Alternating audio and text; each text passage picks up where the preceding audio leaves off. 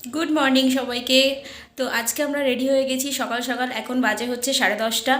আর আমরা আজকে যাব হচ্ছে জয়পুর ঘুরতে। তো কালকের ব্লগটা ছিল শুধু খাটুর শ্যাম, আশা করি তোমরা দেখেছো, ভালো লেগেছে তোমাদেরকে। তো আজকের ব্লগটা হচ্ছে জয়পুরের উপর। তো জয়পুরে আমরা যতটা যা দেখবো ততদূরই আমরা তোমাদের সাথে শেয়ার করব। আর আমরা এখনই হোটেলটা ছেড়ে দিচ্ছি, চেক আউট করছি। ভুলে গেছি, আমি বলতে যাচ্ছিলাম চেক ইন করছি, ভুল বকতেই হবে, জাস্ট একটুর জন্য সামলে নিয়েছি। তো চলো তোমরা আজকে আমাদের সঙ্গে থাকো আর দেখতে থাকো, আশা করি তোমাদেরকে আজকের ভিডিওটাও ভালো লাগবে। আর আমরা আজকে দুজনে রেডি হয়ে গেছি। এই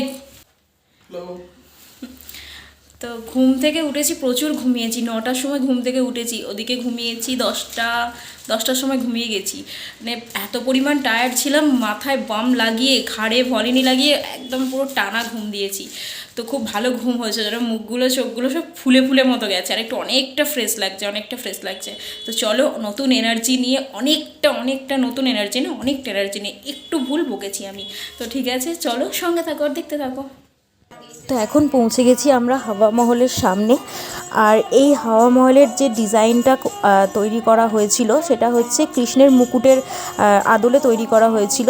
এদিক থেকে ওদিক কৃষ্ণের মুকুটটা ঠিক যেমন ছিল সেই আদলে তৈরি করা হয়েছিল। আর হাওয়া মহলের অ্যাকচুয়ালি মেন ব্যাপার যেটা আমি শুনলাম, এই ছোট ছোট যে জানলাগুলো, তখনকার গরমে রানীরা তো বেরোতে পারতো না, তাই জন্য ওই ছোট ছোট হাওয়া মানে দরজা দিয়ে, জানলা দিয়ে হাওয়া যাতে প্রবেশ করে আর রানীরা যাতে বাইরের পরিবেশ দেখতে পারে ওখান থেকে। আর এটা হচ্ছে জয়পুরের পেঁয়াজ পকোড়া, যেটা কিনা খেতে জাস্ট অসাধারণ ছিল। সব খাবারের থেকে এই খাবারটা জাস্ট একদম দারুণ ছিল। আর অনেক দিন পর পেঁয়াজ পেয়েছিলাম, তো আরও বেশি ভালো লাগছিল। তো এই গোটা জায়গাটা হচ্ছে পিঙ্ক সিটি। অ্যাকচুয়ালি আমরা যখন পিঙ্ক সিটি একটা শুনি তখন ভাবি হয়তো সবটাই পিঙ্ক, অ্যাকচুয়ালি এই কালারটাই হচ্ছে পিঙ্ক কালার ওদের কাছে ছিল। আমার কাছে তো রেড কালার লাগছিলো, বাট ওদের কাছে এটাই পিঙ্ক কালার ছিল, হয়তো কালারটা চটে গেছে অনেক দিন পর। তো সেইটাই আমরা দেখতে দেখতে যাচ্ছিলাম। আর পুরোটাই pink city. Actually Sushant Singh আর রাজপুত আর পরিণীতি চোপড়ার সিনেমাটা দেখার পর পিঙ্ক সিটির একটা আলাদাই ধারণা এসে গেছিলো মনের মধ্যে। ভেবেছিলাম যদি কোনো দিন জয়পুর যাই তখন পিঙ্ক কালার জামা পরে যাবো, কারণ পুরোটাই পিঙ্ক পিঙ্ক। তো কিন্তু অ্যাকচুয়ালি রিয়ালিটি অন্যটা। এখন আমরা আছি আমের ফোর্টে, বাসে করে এলাম। আর এই হচ্ছে ফোর্ট।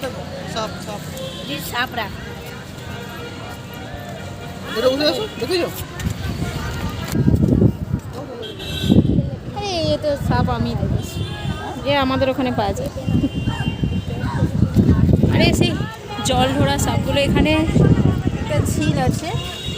বাসেতে একজন মহিলার সাথে দেখা হচ্ছিল, বাট উনি কি বললেন এইটাকে, ওনাদের ল্যাঙ্গুয়েজে আমি ভুলে গেছি। এখানে একটা, সেই ওপরে উঠতে হবে এখন। চলো ওপরে যাই।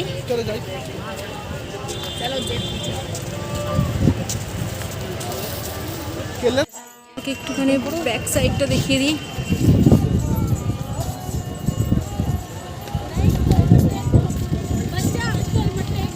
এই হলো যোধাবাইয়ের বাড়ি। হ্যাঁ, তো আমরা এখন উঠছি ওপরে, ফোর্টের উপরে। হাঁপিয়ে যাচ্ছি। আমি যাচ্ছি, এখানে ঘুরছি, মাথার মধ্যে যোধা আকবরের সব সিনগুলো ভেসে উঠছে, মনে পড়ে যাচ্ছে। প্রত্যেকটা জায়গার মধ্যে মনে আসছে। ফেভারিট কাপল আফটার অল না ওরা আমার। চলো একটু তোমাদেরকে ব্যাক ক্যামেরা করে দেখাই সব কিছু। দেখো, আমরা গাইড নিইনি, সুতরাং আমরা বলতে পারবো না এগুলোর কি ব্যাপার না ব্যাপার। তবে এটা একটা ছোট গেট মনে হচ্ছে, হার্টবিট বেড়ে গেছে।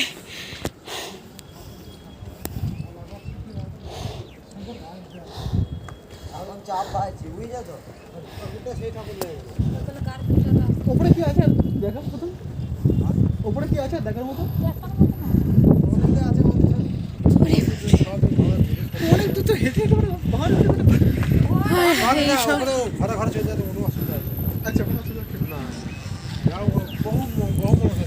সব জায়গায় এতগুলো সিঁড়ি, সেই নিচ থেকে আমরা আসলাম,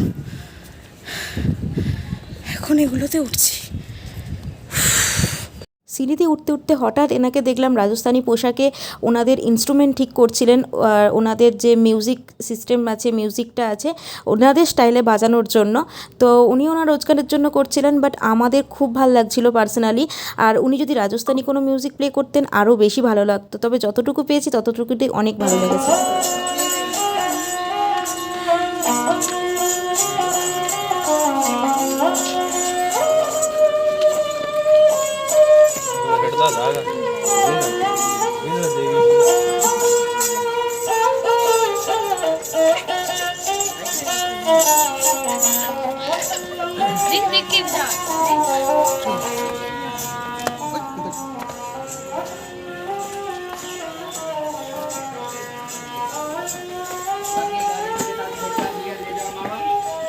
উঠতে উঠতে বেশ অনেকটা ওপরে উঠে এসেছি, আর এখনও ওপরে লোক আছে যেখানে হচ্ছে মেন প্রাসাদগুলো বা রুমগুলো ছিল।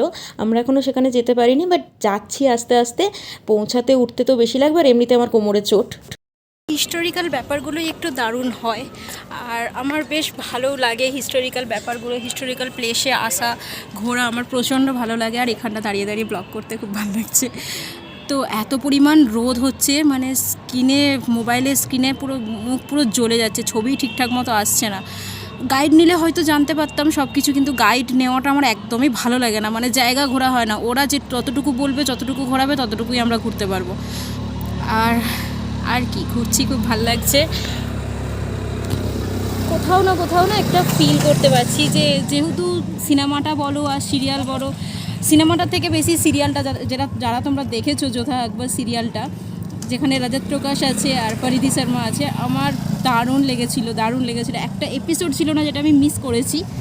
তো সিরিয়ালটার সাথে বলো, এই স্টোরিটার সাথে বলো, এত পরিমাণ অ্যাটাচড আছি না, খুব ভাল লাগছে। তো যখন আমি বৃন্দাবনে গিয়েছিলাম, সেখানেও খুব হার্ট থেকে আমি, মানে মন থেকে একদম কানেক্ট হতে পেরেছিলাম জায়গাটার প্রতি। আর এইখানটাও আমার বেশ ভালো লাগছে। কালকে অতটা ভালো লাগছিল না, মাথার যন্ত্রণা হচ্ছিল। আর সন্ধ্যের দিকে অবশ্যই খাটুশ্যামে গিয়ে খুব ভালো লেগেছে, বাদবাকি সন্ধ্যের দিকটা আমার অতটা ঠিক ভালো লাগছে না, প্রচণ্ড বোর হচ্ছিলাম রুমে বসে বসে। বাট এখন সত্যি কথা খুব ভালো লাগছে, ফ্রেশ হয়ে একদম এসেছি, বেরিয়েছি, খুব ভালো লাগছে। চলো ঘোরো আমাদের সাথে, আর ভিডিওটা কেমন লাগছে অবশ্যই কমেন্ট করে জানিও। চলো সঙ্গে থাকো। ওই যে বললাম আমি গাইড নিইনি বলে আমার এতটা কিছু মনে নেই, তবে এইটা এমন একটা জায়গা যেটা হচ্ছে ওদের উদ্যান বা আঙিনা টাইপের ছিল, যেখান থেকে হচ্ছে মেন এন্ট্রিটা, এখান থেকে নাকি হাতিরা ঢুকতো সূর্যের প্রথম আলো দিক থেকে, এটাকে সান গেট বলে। তো যাই হোক, এখান থেকে হাতিগুলো ফার্স্ট যখন সূর্যের আলো ঢুকতো তখন হাতিগুলো এখানে আসতো, আর এসে ওদের বাদবাকি আর আমার অতটা মনে নেই। তবে যতটা আমার গাইডের কান থেকে শুনছিলাম, গাইডের কথাগুলো কানে আসছে, সেটাই তোমাদের সাথে শেয়ার করলাম।